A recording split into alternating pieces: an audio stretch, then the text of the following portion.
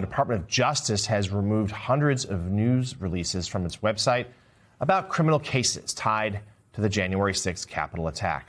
A journalist for the Washington Post noted the move on Friday, highlighting on social media that the department was quietly removing the releases, including one about a Texas man who pleaded guilty to assaulting law enforcement during the insurrection and also faced separate charges of soliciting a minor. This is Meryl Cornfield from the Post doing great work there. The DOJ's rapid response account responded saying there was nothing quiet about it.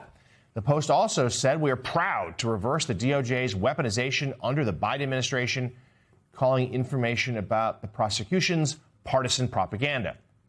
The AP reports among the releases removed from the site were those concerning seditious conspiracy cases against members of far-right extremist groups, the Proud Boys and the Oath Keepers. And Richard Haass, I mean, the campaign continues to downplay, to whitewash what happened on January 6th.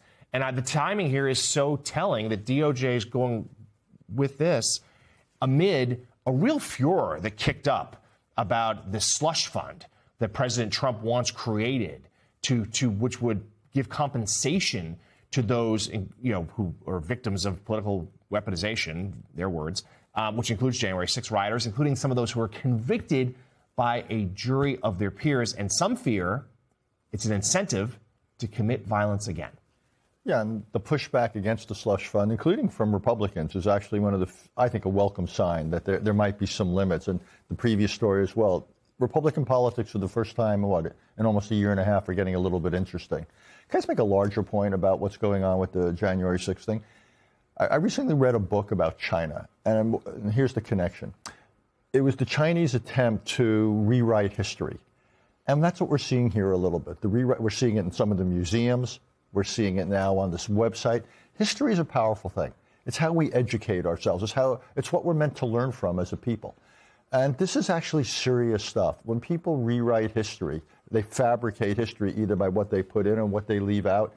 It denies this generation and future generations the chance to learn from it. What mistakes were made? How do we avoid repeating them again?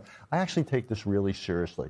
It's not just kind of short-term whitewashing, but it's actually, it's much more corrosive for us because it makes it more likely we don't learn from things and we're more likely to repeat them. It's an ongoing effort by the Trump administration to do just that.